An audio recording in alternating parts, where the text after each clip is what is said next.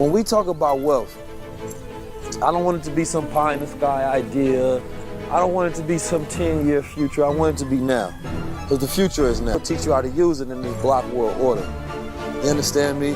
So now you can get off your ass and use your mind to get you some money. Use your mind to change the infrastructure of your life. But guess what? Nothing works if you don't work. So yes, we built the foundation, but it's up to you to stand on it yourself. Come and join the block world order. You know, nobody should be out of shape.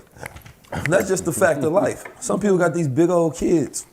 Man, kids be huge. You ever seen them little wobbly kids? You know what I'm saying? They gotta buy them extra large shirts by the age of like 3. It don't make no how sense. about like, people always comment on, oh, your child should be, you need to fatten them up. Like, it's a culture. The culture is sick. Yes. The culture is sick. Culture is bloated. The culture is bloated. The culture is constipated.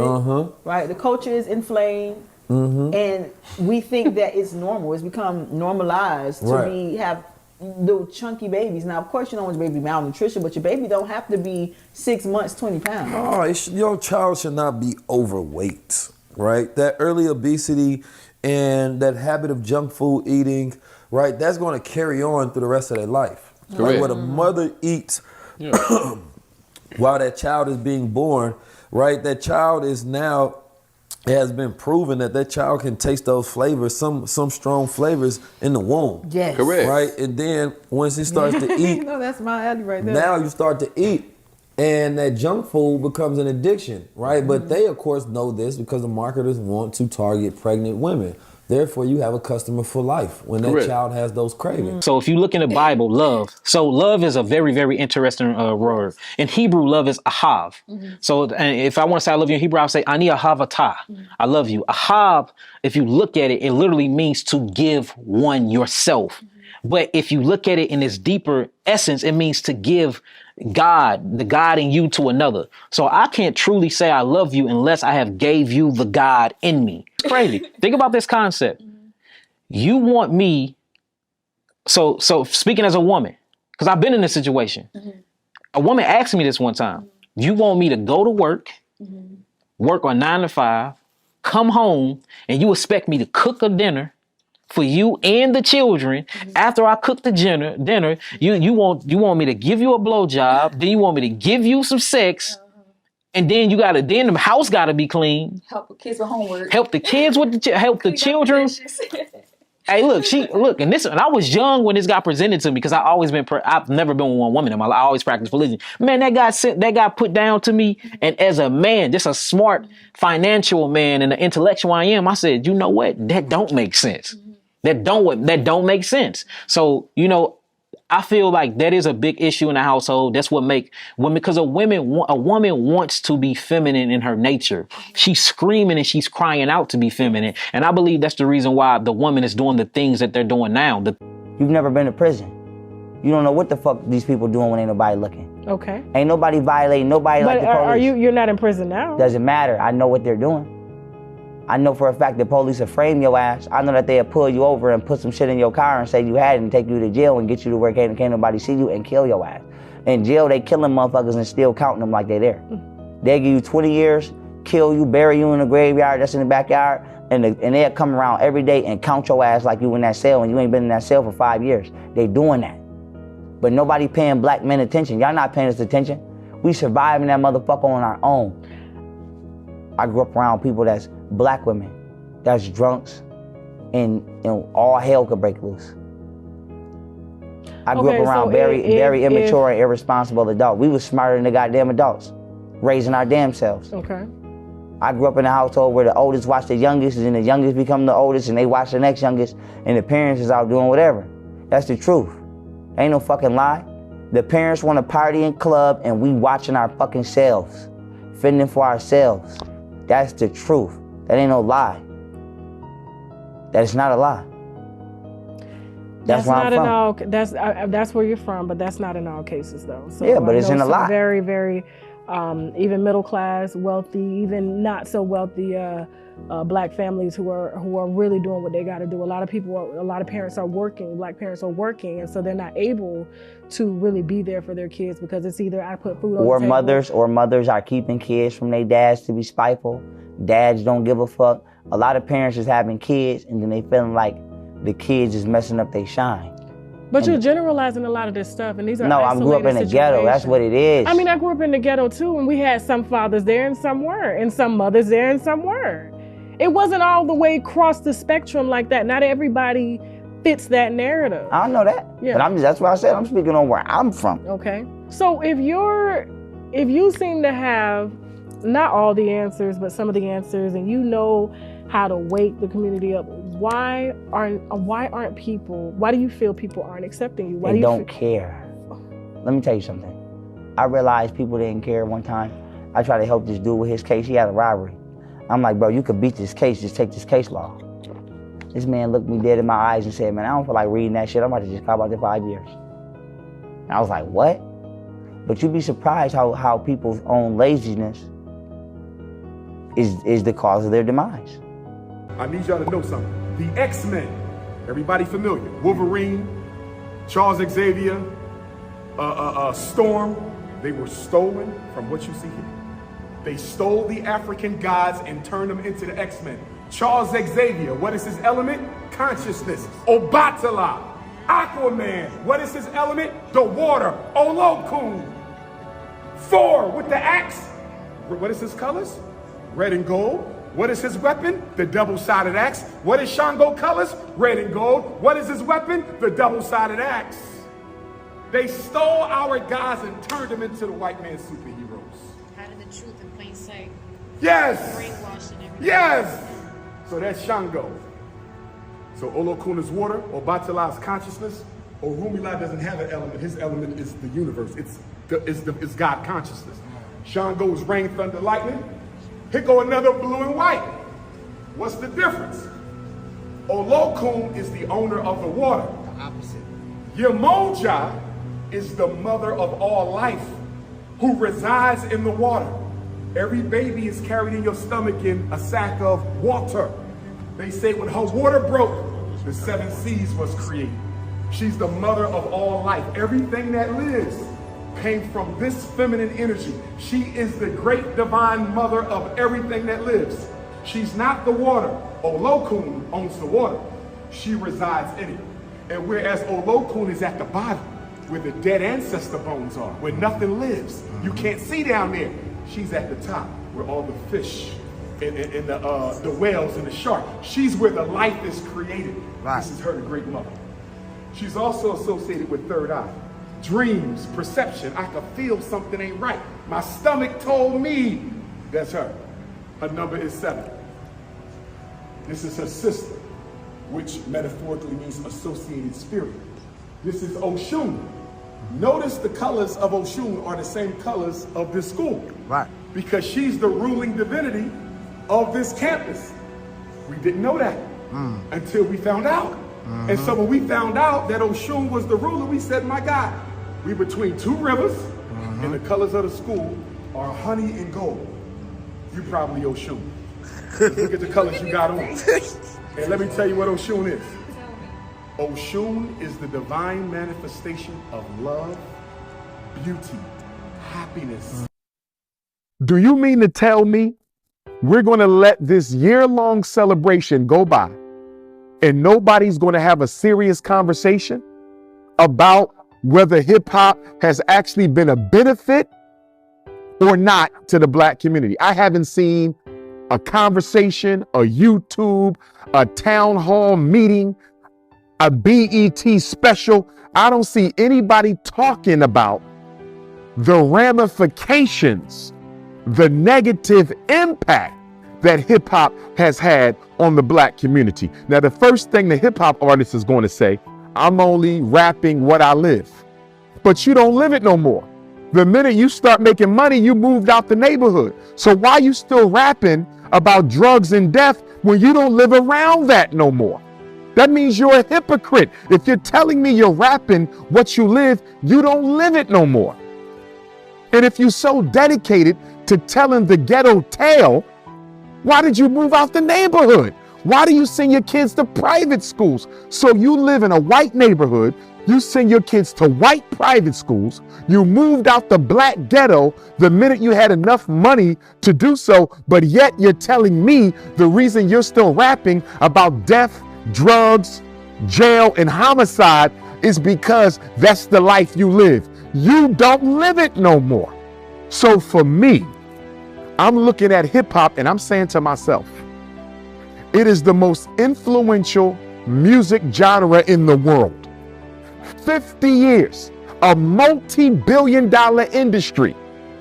And in 50 years, the hip hop community hasn't built a single relevant institution for the black community anywhere.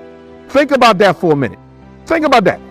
Look, Dr. King began his career with the Montgomery bus boycott in 1955. Dr. King was assassinated in 1968. That means Dr. King had 13 years. Look at what he did in 13 years. Let's go to the Black Panther Party. The Black Panther Party was founded in 1966. The revolutionary phase of the Black Panther Party was pretty much over with by 1971. That's 5 or 6 years. And look what the Panthers did in 5 or 6 years. Marcus Garvey, the Honorable Marcus Garvey, showed up in New York in 1916. He's deported in 1927. 11 years. Hip hop has been around for 50 years. Not a single hospital, not a single school, not a single bank, not a single supermarket, not a single distribution company. How can we call hip hop a blessing to the black community when that type of money being made off of our culture and the community doesn't benefit from it at all? So you come to the community and give out a few turkeys.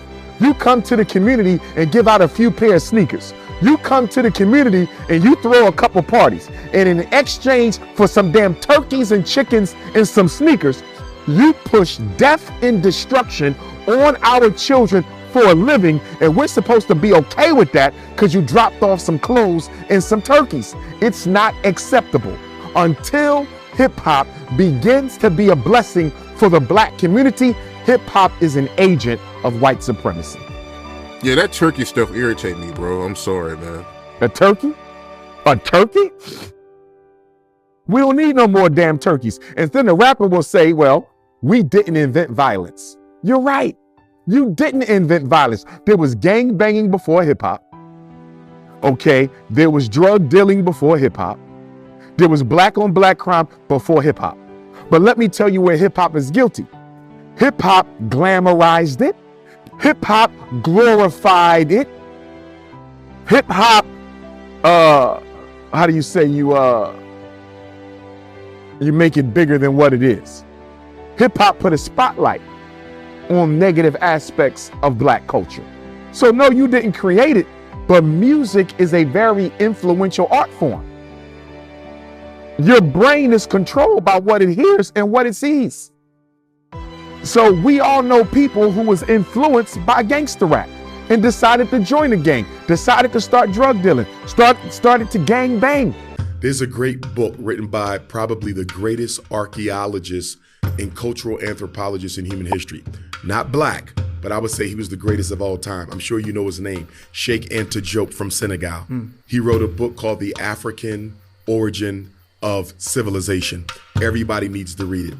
This was the scholar who snuck into, I don't want to say snuck, went into the temples of Kemet, took melanin, or should I say took pigment or skin off of the mummies of the pharaohs, came up with a melanin dosage test and proved that the kings and queens of Kemet had to be African based on the percentage of melanin in their skin. It was Sheikh Anta Diop who proved to the world that all 5 stages of modern man originated in Africa.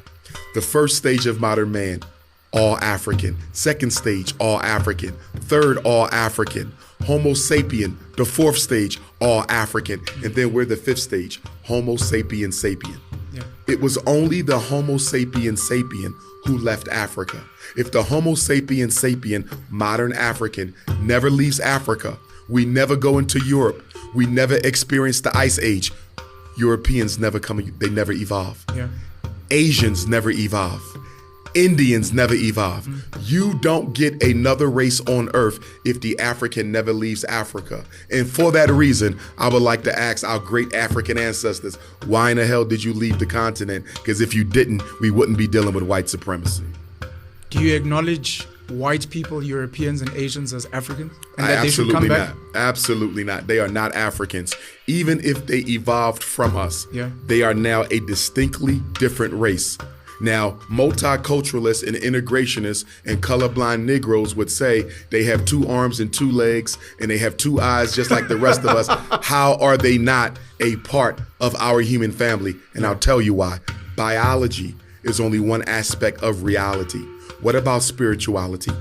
What about psychology? What about cosmology? What about sociology? Even though the white man may have all the body parts of an African, we do not share the same worldview. We do not share the same spiritual principles. We do not share the same sociological assimilation. Nothing about the African and the European is the same except the fact we share the same human body. So I do not agree that white people are Africans. They are Caucasians, and they have nothing to do with us.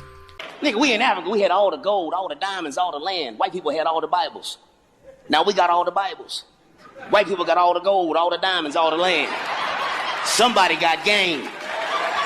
Listen, when I was born, I was brown. When I grew up, I was brown. When I'm sick, I'm brown. When I go in the sun, I am brown. When I'm cold, I'm brown. When I die, I'll be brown, but you, when you're born, you're pink. When you grow up, you're white. When you sick, you're green. When you go in the sun, you're red. And when you're cold, you turn blue. And then when you die, you then turn purple. And you have the nerve to call me colored. Yet you change more colors than the diamonds around my neck. Let me make myself clear. This is black. I'm not that, so therefore, I am not black. Just keep that in mind. If you in school and you failing, bro, don't even feel bad. Bro, that shit ain't gonna matter anyway. I'm just keeping it 100. I ain't trying to be no bad role model or nothing, but fuck school. It's a waste of time. I went to school for 14 years and I became a YouTuber. So did I waste fucking 14 years of my life? If y'all would have taught us how to meditate and all this different shit, bro, we would have been knew what we was gonna be. We getting the answers from sleep. The teachers is even sleep. They don't even know what the fuck is going on. Teachers is getting used. They don't even, bro, teachers don't make shit. Why you think teachers is so underpaid?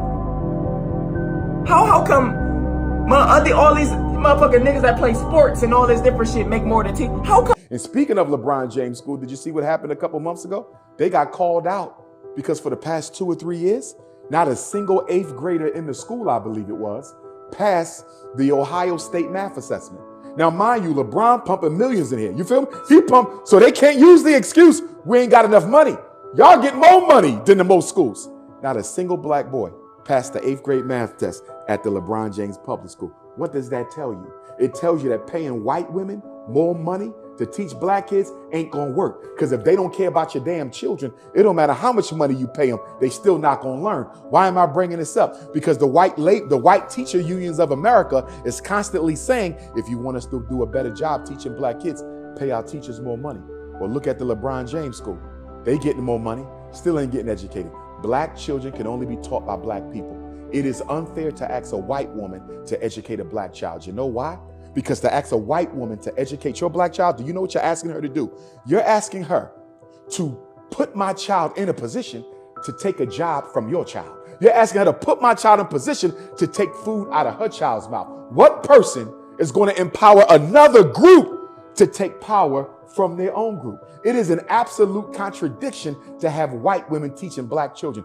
But you know why they do it? Because number one, black people don't love themselves enough to build their own schools. And number two, white people know that as long as white women are in charge of black education, there'll never be an intellectual revolution.